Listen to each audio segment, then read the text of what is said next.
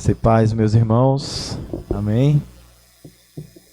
É uma alegria para nós, da Igreja Presbiteriana de Casa Caiada, estar aqui em Palmeira dos Índios, não é? A gente já tem feito isso algumas vezes e dessa vez a gente tem o privilégio de estar aqui também no domingo à noite, conhecendo, aqui pelo menos para mim, eu estou aqui conhecendo a igreja reunida. Isso é uma bênção do Senhor e nós nos alegramos porque Deus tem o seu povo espalhado por toda a terra, por todas as regiões, cidades e pelo mundo afora. E esse povo se reúne em seu nome. E prazer também de rever algumas pessoas. Fazia tempo que eu não vi o Léo aqui, né, Léo? Lá na Madalena, já há um tempo que a gente não se vê. E quero convidar você a abrir a palavra de Deus no texto do Evangelho de Mateus, capítulo 28.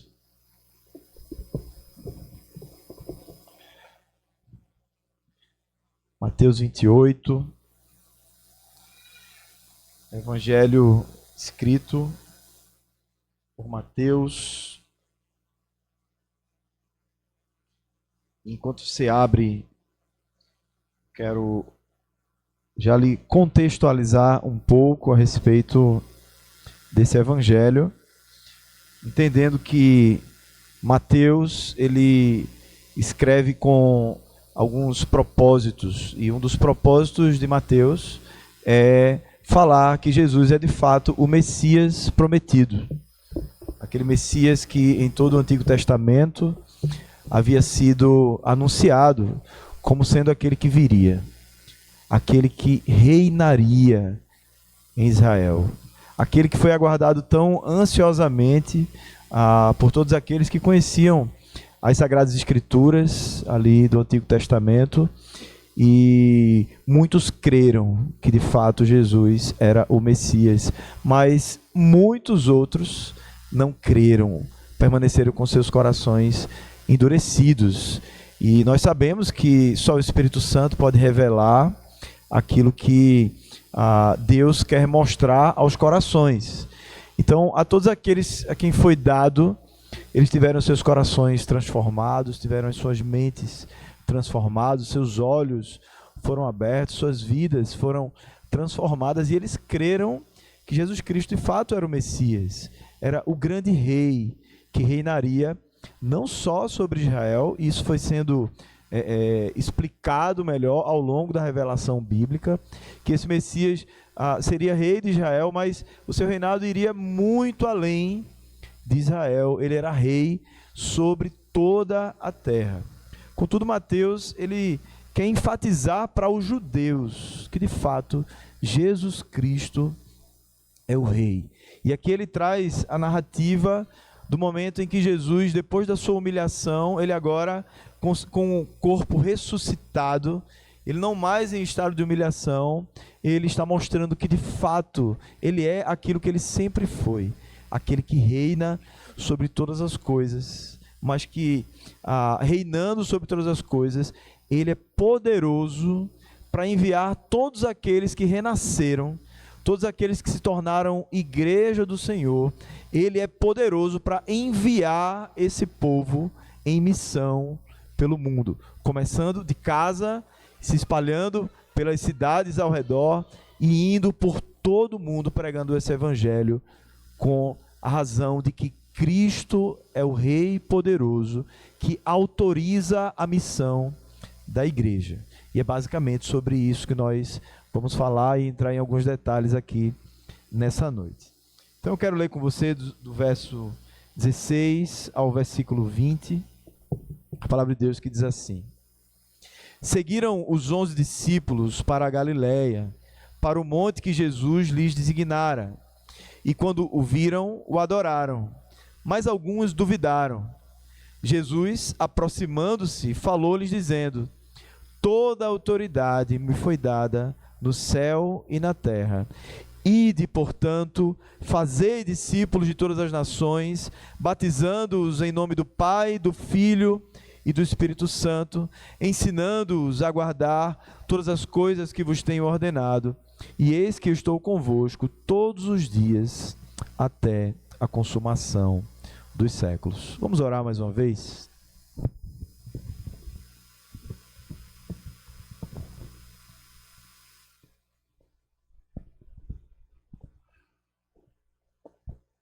Senhor Deus, estamos diante de Ti, da Tua palavra.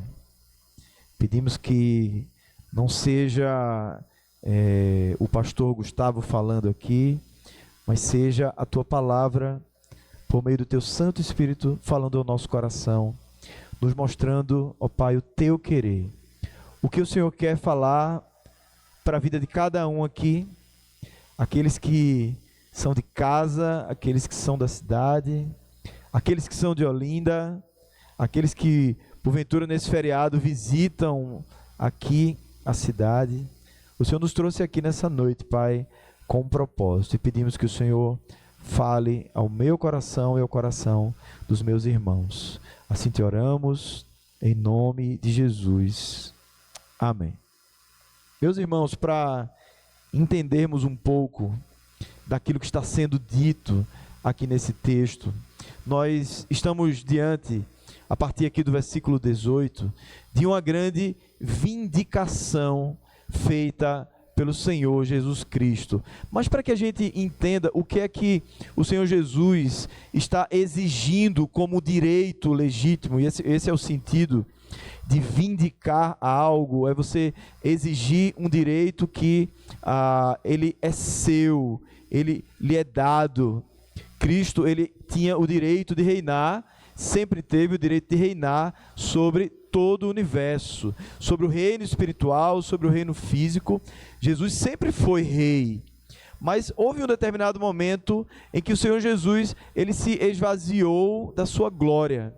É aquilo que nós chamamos da kenosis, do esvaziamento de Cristo. Então, esse ato de humildade de Cristo Jesus foi para que eu e você pudéssemos ser salvos, exatamente por causa da sua humilhação, do seu estado de humilhação. E para que a gente entenda melhor o reinado e a glória de Cristo, a gente precisa entender o que significa também a humilhação, para que, fazendo esse contraste da humilhação com o seu reinado, as coisas façam sentido aqui, principalmente diante desse texto.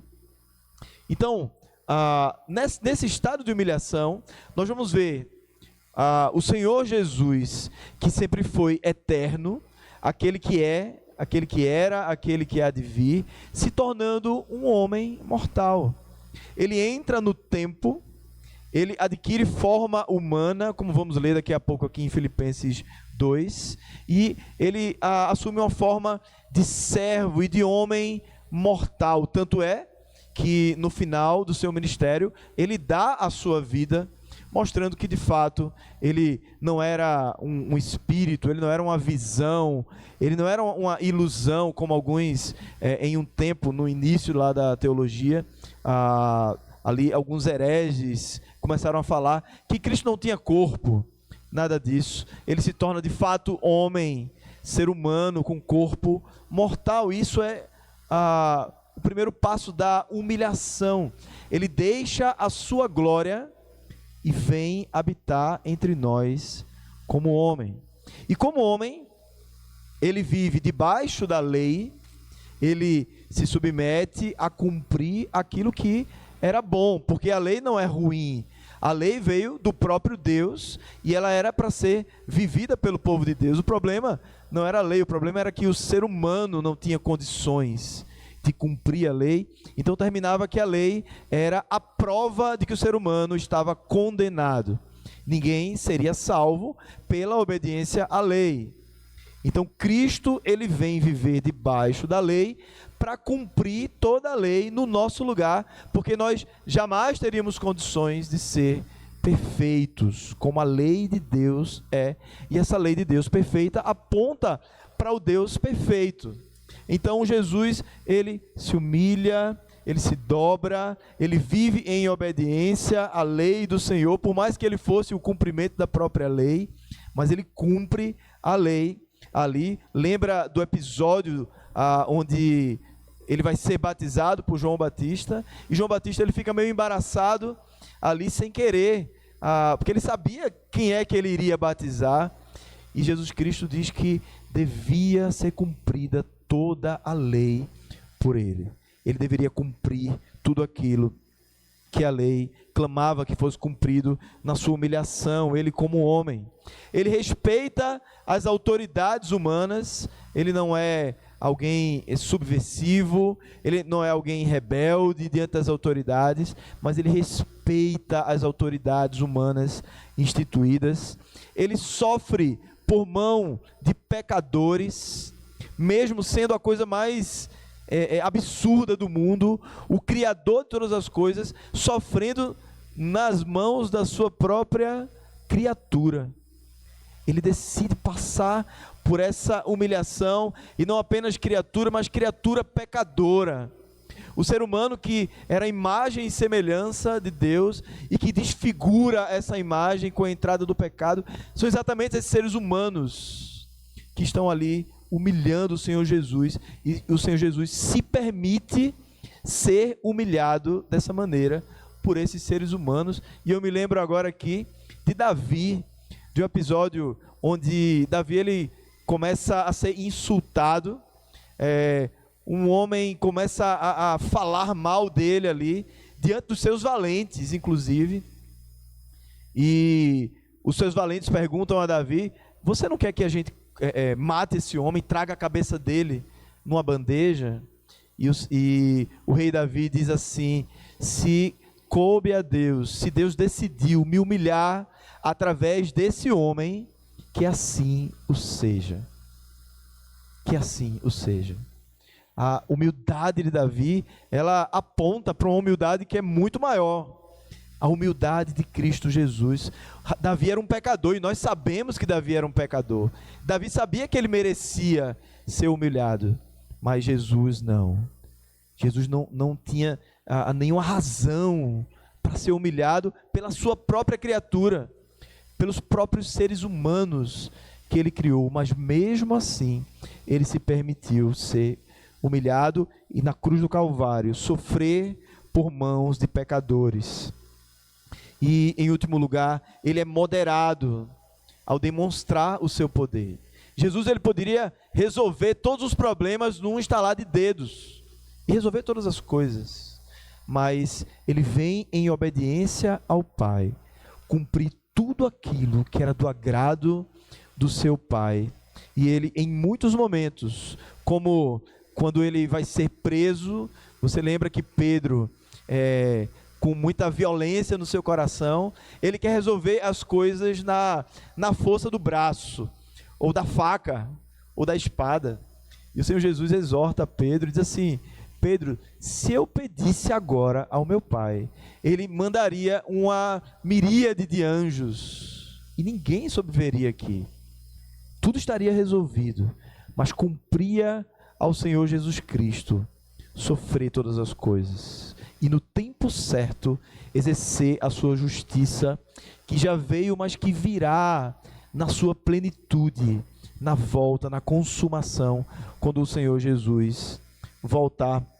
Veja se não é essa a intenção, não é esse o sentido que há lá em Filipenses 2, 6-11, quando o apóstolo Paulo diz assim: pois ele, subsistindo em forma de Deus, não julgou como usurpação ser igual a Deus, antes a si mesmo se esvaziou, assumindo a forma de servo, tornando-se em semelhança de homens, e reconhecido em figura humana, a si mesmo se humilhou, tornando-se obediente até a morte, e morte de cruz, ou seja, morte vergonhosa, morte de gente maldita.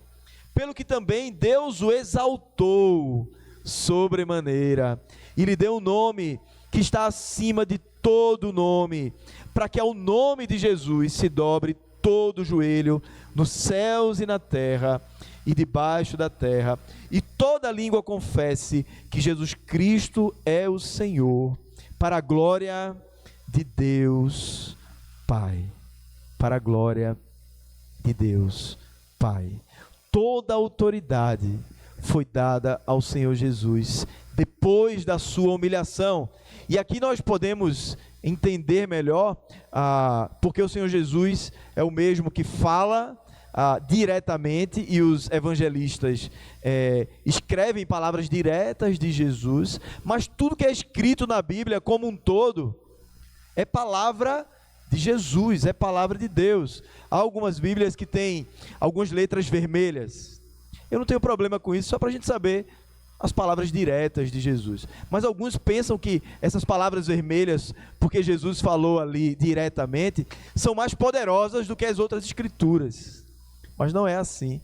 Toda a escritura é palavra de Deus. Então, quando nós vemos o Senhor Jesus falando aqui sobre toda a autoridade que lhe foi dada nos céus e na terra, e nós olhamos para o apóstolo Paulo falando que o Senhor Jesus se humilhou e depois ele foi glorificado, ele surge em estado de glória para que ao seu nome todo joelho se dobrasse nos céus e na terra e a glória de Deus Pai fosse reconhecida. É o mesmo Jesus que está falando em ambos os textos. E é muito claro que o Cristo que nós adoramos não é o Cristo morto. E é bem próprio falar sobre isso no dia da Páscoa, não é?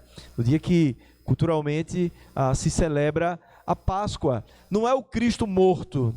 Nós não estamos aqui adorando o Cristo ali apenas no seu estado de humilhação, mas nós olhamos para a história completa e vemos o Cristo ressuscitado, vemos a glória de Deus num homem, no Deus que se fez carne e que habitou entre nós, que morreu e ressuscitou e que está vivo nesse momento e que está sendo adorado nessa igreja, e que, por mais que seja Deus invisível, age poderosamente em nossos corações e rege a história da sua casa, a história da sua família, a história dessa cidade, a história da repartição lá onde você trabalha, a história do mundo como um todo está sendo sustentada nesse instante. Inclusive a nossa vida, a nossa respiração, o nosso raciocínio nesse instante está sendo possível porque Jesus ressuscitou,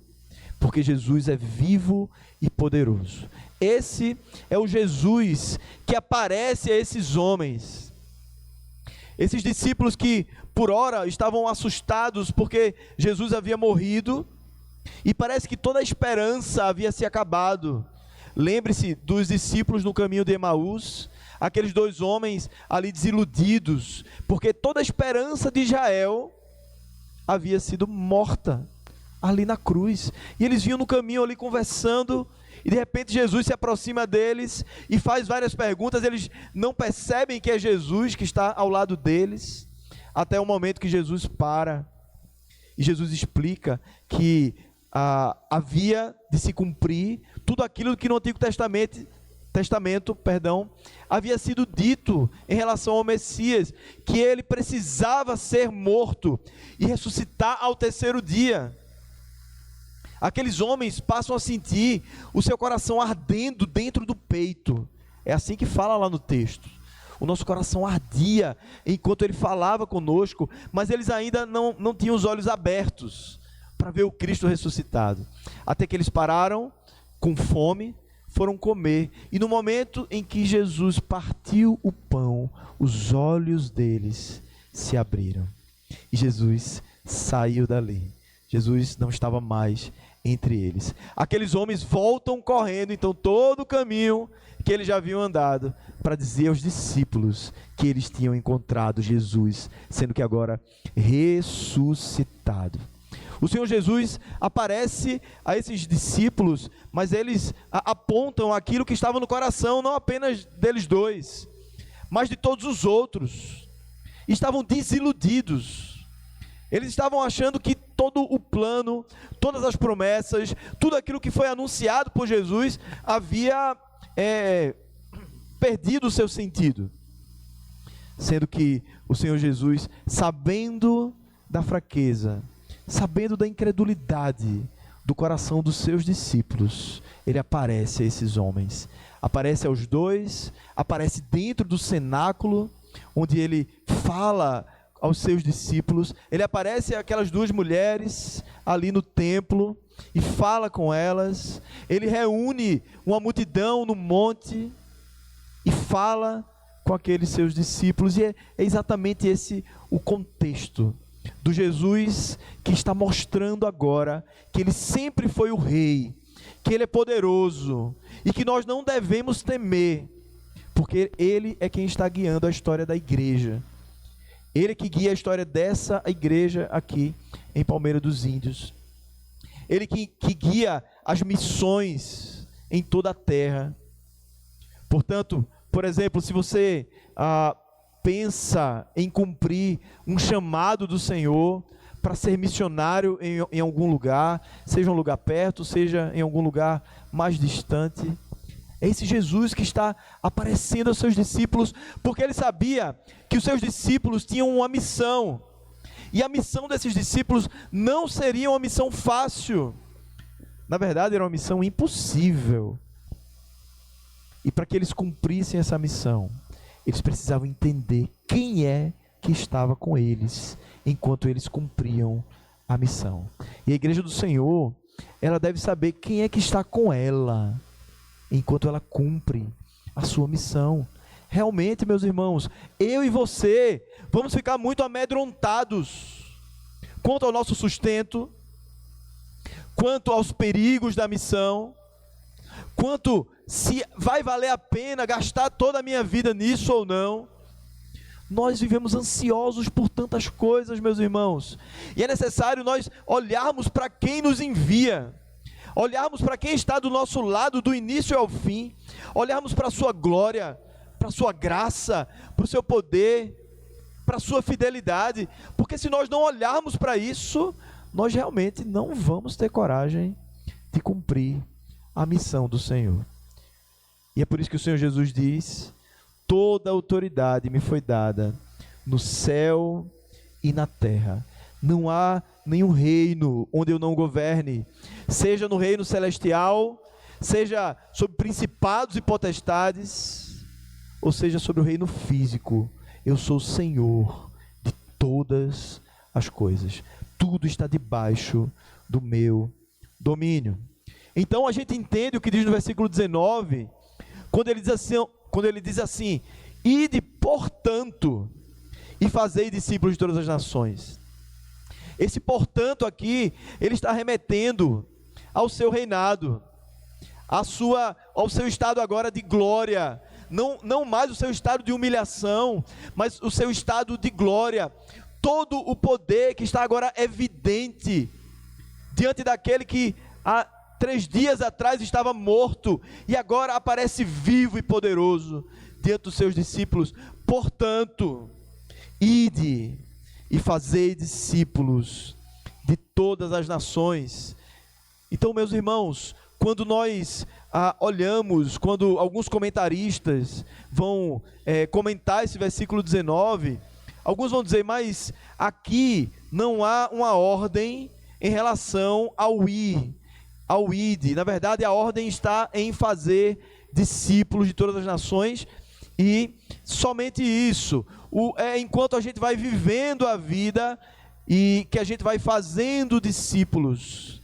Mas há um comentarista que ele explica da seguinte maneira o fato desse ide ser imperativo, e não apenas o ide, mas o fazer discípulos, o batizar em nome do Pai, do Filho e do Espírito Santo, e o ensinar todas as coisas. Tudo isso é imperativo nesse texto por causa do seu contexto. Ele diz o seguinte: o particípio circunstancial ide, seguido pelo verbo principal, é um traço estilístico comum de Mateus. Ele usa essa construção em outros momentos e torna-se em efeito outro imperativo: ide e fazei discípulos. De fato, os dois particípios seguem batizando e ensinando, são também circunstanciais e imperativos em força. E o teólogo que cita isso é o Grant Osborne. Se você quiser ter uma dúvida depois e pesquisar, é esse teólogo que fala sobre o ide como imperativo, fazer discípulos como imperativo, batizar e ensinar. todos são imperativos no contexto desse texto e no estilo literário de Mateus. Então temos aqui uma ordem completa de Mateus, ou uma ordem que Mateus está registrando do Senhor Jesus, uma ordem de Deus para os seus discípulos e ordem de Deus para a sua igreja, que essa igreja, ela vá, ela olhe para todas as terras, ela olhe para todas as nações, ela olhe para o seu redor, ela olhe para o mundo como um todo e entenda que existe sim uma ordem e que de alguma maneira nós devemos estar envolvidos com essa ordem da evangelização e do fazer discípulos. E alguém pode dizer, mas eu não tenho a vocação para ir para um país muçulmano, por exemplo. Certamente Deus não me chamou para ir para uma outra cultura distante. Talvez você pense, nem para ir aqui pertinho para a cultura indígena, que foi a experiência missional que nós tivemos aqui esses dias. E de fato, meus irmãos, Deus separa cada um dentro de um dom e dentro de um chamado específico. Contudo, não há ninguém que não se envolva. Por mais que você não vá, todos nós, como igreja, somos chamados a nos envolver de alguma maneira. Todos nós estamos na missão. É como falamos hoje, lá na aldeia, nós fomos os que chegaram pessoalmente para estarmos lá. Contudo, há toda uma igreja que participou disso lá em Olinda. E esses irmãos se envolveram sim. Eles participaram dessa missão, por mais que eles não estivessem nesses dias aqui com a gente. Mas eles foram participantes. E foram de todo o coração, sim. Muitos deles participaram. Da mesma maneira, meus irmãos, o chamado, o ide do Senhor, o fazer discípulos do Senhor, é algo que envolve toda a igreja. E a pergunta é, até que ponto a igreja está envolvida na missão global de Deus? Você consegue responder isso no seu coração? Até que ponto você, eu e você, para não deixar você sozinho. E de fato, essa reflexão é para mim, em primeiro lugar, para aqueles que vieram comigo de Olinda, para a igreja aqui presente. De que maneira eu tenho participado da missão global de Deus? Tente pensar. Será que de 0 a 10 a nossa participação tem sido 0, 1, 2, 3? Qual é a nota que você poderia fazer assim nessa avaliação? É claro que eu não quero aqui constranger os irmãos, mas é necessário falar sobre isso, porque muitas vezes as nossas tarefas, nosso dia a dia, as nossas ocupações, as nossas preocupações, elas nos sugam as nossas forças.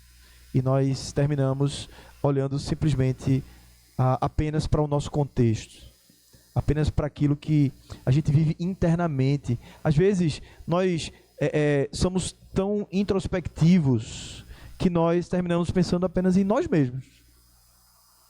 E de que maneira o Evangelho pode me beneficiar? Contudo, o chamado de Deus, você pode ir em todas as Escrituras, meus irmãos. Nós podemos ir em Adão, lá em Gênesis 1, 28.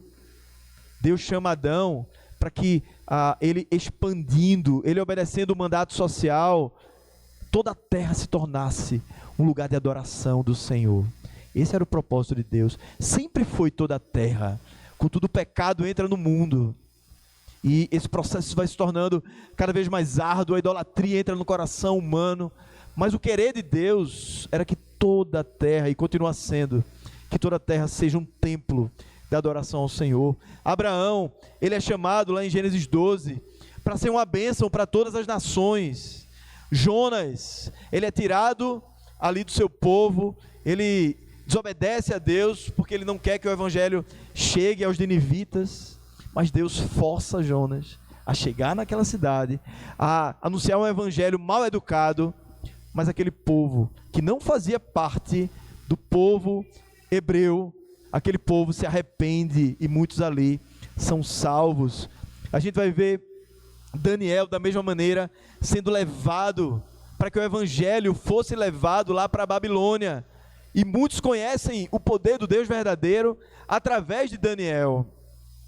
A gente vê o próprio povo de Israel sendo luz, ou devendo ser luz para as nações, como diz em Isaías 49:6, sim, diz ele, pouco é seres meu servo, para restaurares as tribos de Jacó, e tornares a trazer os remanescentes de Israel, também te dei como luz para os gentios, para seres a minha salvação, até as extremidades da terra. Isso se cumpre tanto em Cristo, mas também é uma revelação para o povo de Israel, para aquilo que era o chamado de Deus para o povo de Israel, que eles fossem luz para os gentios. Portanto, ide e fazei discípulos de todas as nações. E nós já entendemos que é uma ordem do Senhor e que nós devemos cumprir como igreja, nos envolvendo com a missão global de Deus de alguma maneira. E o texto continua dizendo: fazei discípulos. Fazei discípulos. E como é que a gente começa, meus irmãos, a fazer discípulos? Qual o primeiro passo para começar um discipulado? Alguém que não conhece Cristo, passar a conhecer Cristo e passar a viver nos caminhos de Cristo, imitando o seu mestre. Tudo começa pela evangelização. Lucas 24:47 diz: e que em seu nome seria pregado o arrependimento para perdão de pecados a todas as nações, começando em Jerusalém. Então, o primeiro passo do discipulado é o evangelismo. É nós abrirmos a nossa boca para as pessoas que não conhecem a Deus. Isso começa de casa, isso começa do nosso bairro, isso começa do nosso entorno, na nossa família. Isso deve ser expandido. As pessoas, nós devemos como igreja ser sedentos para falar do evangelho de Cristo, na expectativa não do nosso poder e não do poder do nosso convencimento, mas na expectativa do poder de Deus. Isso tira uma pressão enorme de nós. Muitas vezes a gente desiste de evangelizar, às vezes a gente, quando é novo convertido, a gente quer falar de Jesus para todo mundo, porque a gente crê de fato que aquele evangelho que acabou de nos alcançar, vai alcançar a pessoa que está do nosso lado. Mas vai passando o tempo e nós vamos esfriando. Nós passamos a ter vergonha de falar do evangelho para as pessoas. Será que o problema está no evangelho ou o problema está na nossa fé? Não fé na nossa oratória, na nossa inteligência, na nossa articulação para falar bem, para convencer as pessoas. Nós devemos crer no poder do Espírito Santo, que a quem Ele quer, Ele abre os olhos. Como nós vimos aqui, aqueles 2 discípulos no caminho de Emaús, só no momento que Deus quis que seus olhos foram abertos. E quando seus olhos foram abertos, eles entenderam que ali era Jesus. Da mesma maneira, meus irmãos, nós devemos crer no poder do Espírito Santo, que é aquele que transforma um coração de pedra em um coração de carne. É aquele que muda uma mentalidade totalmente desvirtuada das coisas de Deus e mostra a bondade de Deus para aquela pessoa que não entende ainda. Somente o Espírito Santo. Então, se a esperança da conversão de alguém não está em nós mesmos, não está em nenhum ser humano, mas ela está no próprio Deus, isso deveria ser um grande fator motivador do discipulado, começando pela evangelização. Então, nós começamos evangelizando e nós continuamos o processo de fazer discípulos, porque a evangelização é apenas o começo. Quando a pessoa finalmente entende, quando a pessoa nasce de novo, ela passa a ser igreja. E esse é o passo que a gente vai falar aqui, no que diz respeito ao batismo. Quando ele diz: Ide, portanto, fazer discípulos, batizando-os em nome do Pai, do Filho e do Espírito Santo, ensinando-os a guardar todas as coisas que vos tenho ordenado. A partir do momento que essa pessoa tem os seus olhos abertos, tem o seu coração transformado, nós entendemos biblicamente que essa pessoa, ela não vai ser um convertido desigrejado. Muito pelo contrário. Ele vai entender que existe um povo, que existe uma aliança, que existe um sacramento instituído pelo próprio Deus, e que em Cristo Jesus ganha uma nova forma. Quando alguém que crê em Cristo Jesus tem os seus olhos abertos, ele passa a ser sedento por viver a comunidade, por viver o povo de Deus, por ser parte de uma nova aliança. E o Senhor Jesus é aquele que instaura a nova aliança feita no seu sangue. Ele diz que os seus discípulos deveriam participar daquele momento, e ele disse que ele estava ansioso por participar daquele momento com seus discípulos. O momento onde a Páscoa, ela deixa de ser aquele memorial do Antigo Testamento e ela aponta para o verdadeiro significado. O Senhor Jesus, na cruz do Calvário, derramando o seu sangue, tendo o seu corpo castigado, morrendo no lugar de todo aquele que nele crê. Quando o Senhor Jesus chama os seus discípulos para se reunirem ali já no final do seu ministério, ele diz, tomando aquele pão, ele diz: esse é o meu corpo, que é dado por vós.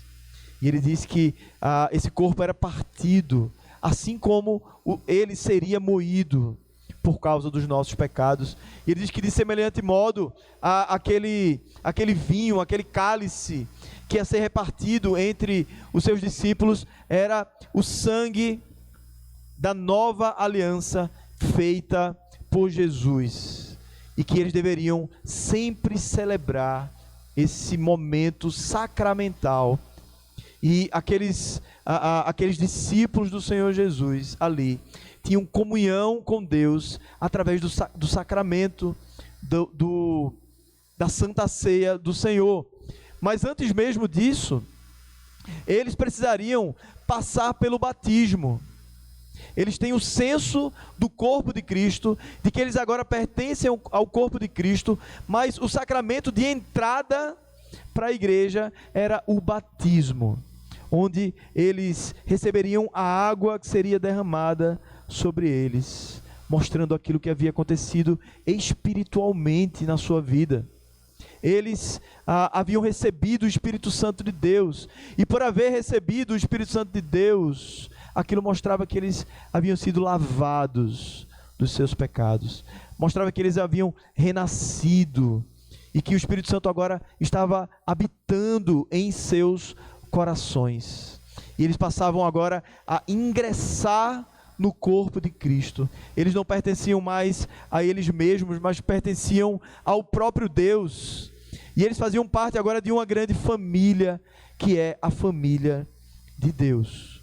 Quando o Senhor Jesus, ele ensina que os seus discípulos deveriam evangelizar, deveriam ir, deveriam falar dos ensinamentos de Jesus, ensiná-los a guardar todos os ensinamentos, eles deveriam, como sinal da aliança, receber o batismo como ingresso no corpo de Cristo. E eu penso, meus irmãos, que muitas vezes nós temos problema com algumas formalidades, como se esses momentos não fossem tão importantes assim.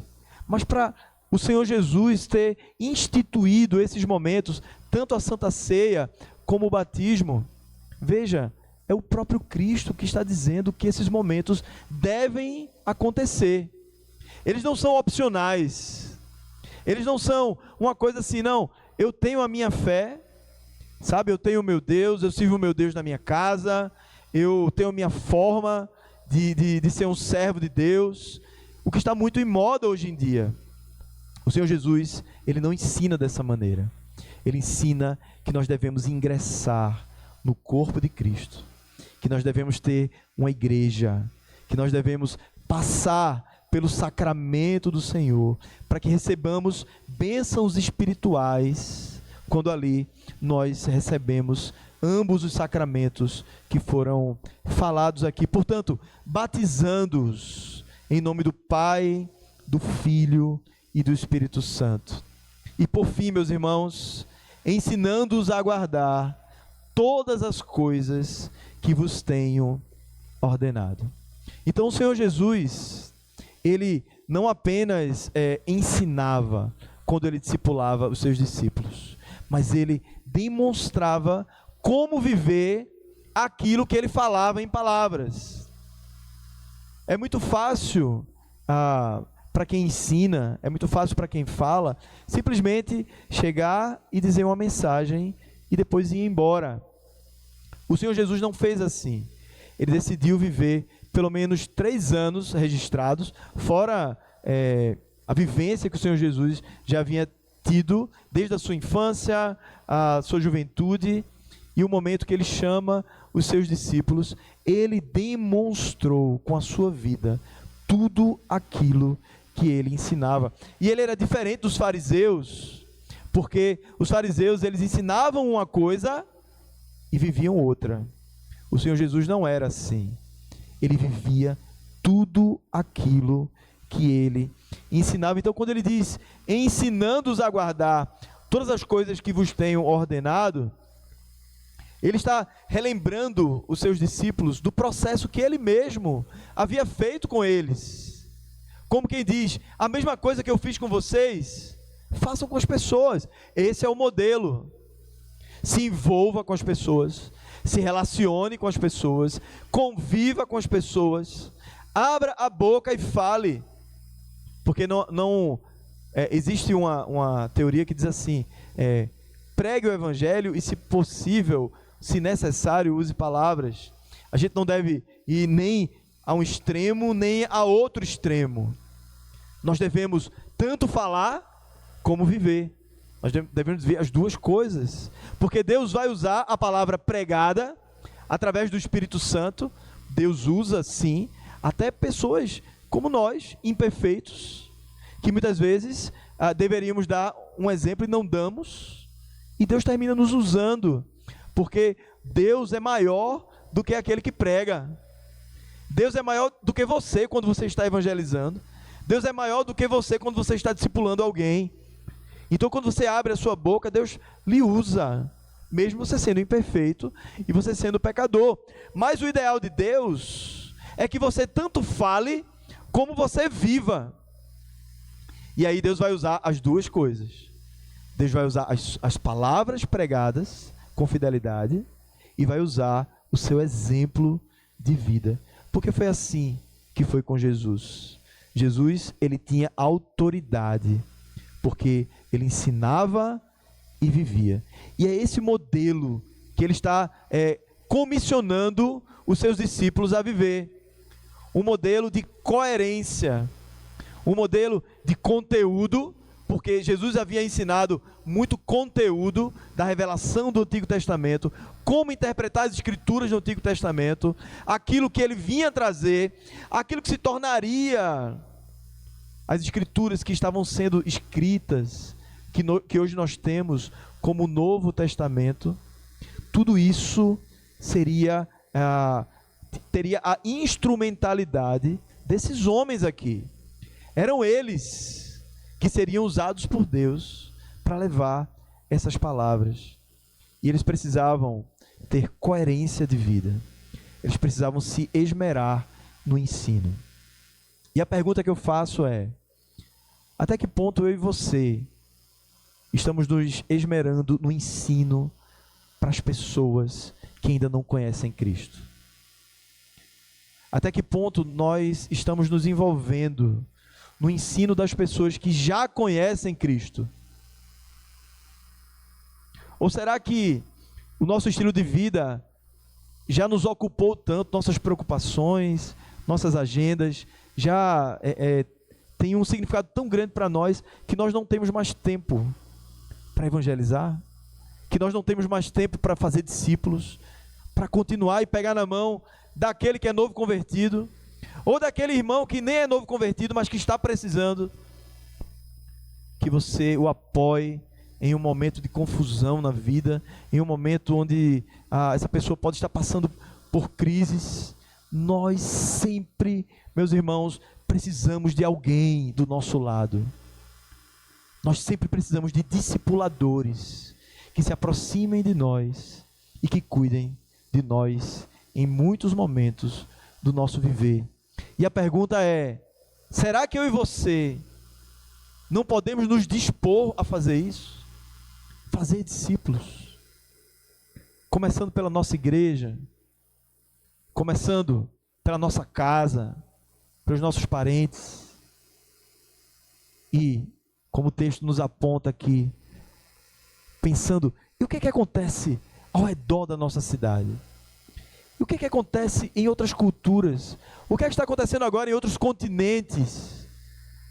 Será que eu posso me envolver no evangelismo e no discipulado nas outras nações? Ou será que eu tenho medo? Será que eu olho para esse desafio e digo, não, Senhor, eu não vou conseguir. Eu tenho medo que algo aconteça comigo, eu tenho medo de não dar certo, eu tenho medo de não receber o sustento financeiro para isso, eu tenho medo. E aí nós precisamos voltar para o início do texto e entender o que Jesus disse: toda autoridade me foi dada nos céus e na terra, portanto, vão. Você entende o que é que Jesus está querendo dizer para mim e para você? É como se ele estivesse dizendo: Gustavo, eu sou a autoridade sobre tudo aquilo que você teme. Eu tenho poder sobre cada ponto dos seus temores, porque eu governo sobre tudo.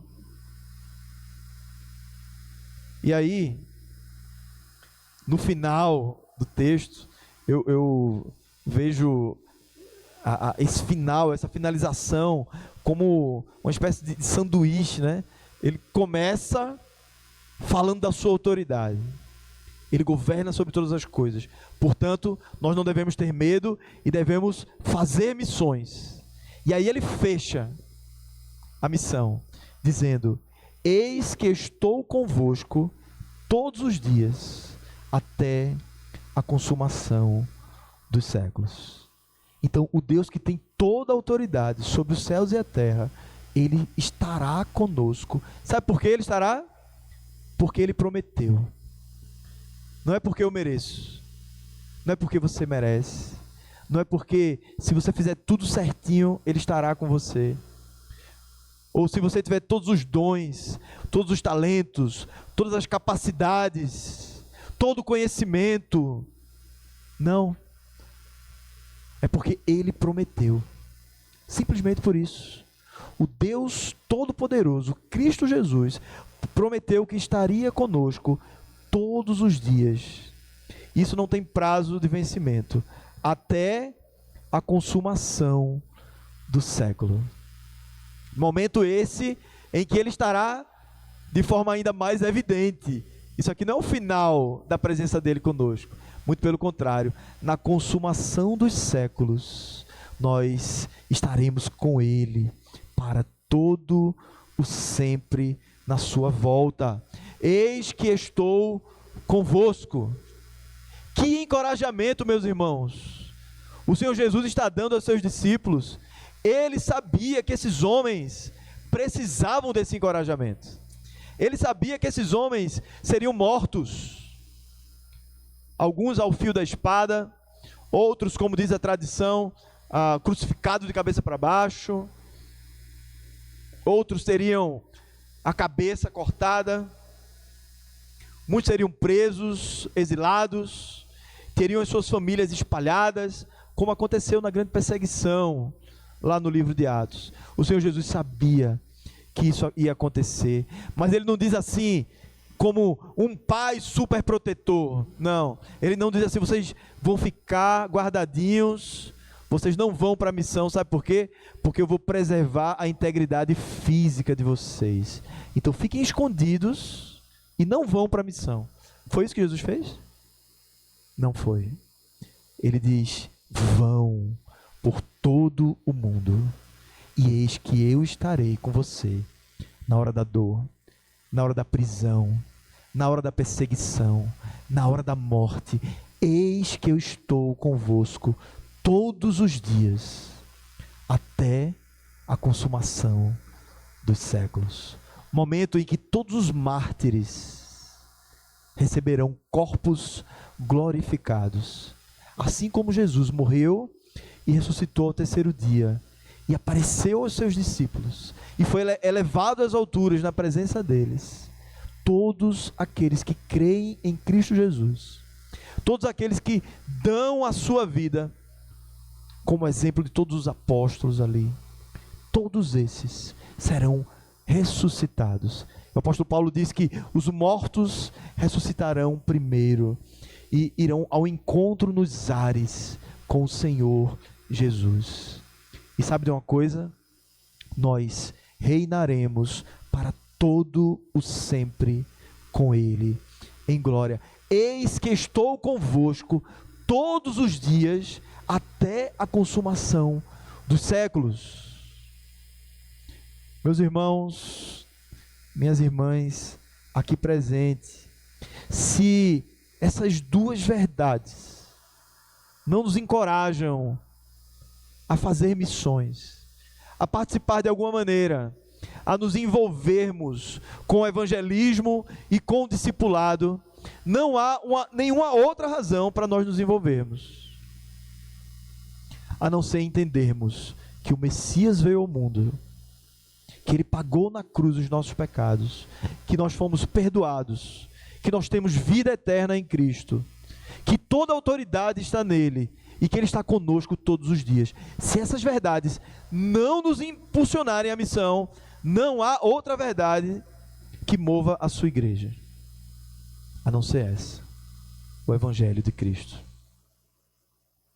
Portanto, o Evangelho de Cristo deve continuar sendo pregado fielmente, tanto aqui em Palmeira dos Índios, como por todas as igrejas de Deus espalhadas por toda a terra, porque é o Evangelho que vai nos mover à missão. Ele não apenas nos salva, mas Ele nos envia. Esse é o poder do Evangelho. Baixe sua cabeça, feche seus olhos e oremos ao Senhor nesse instante.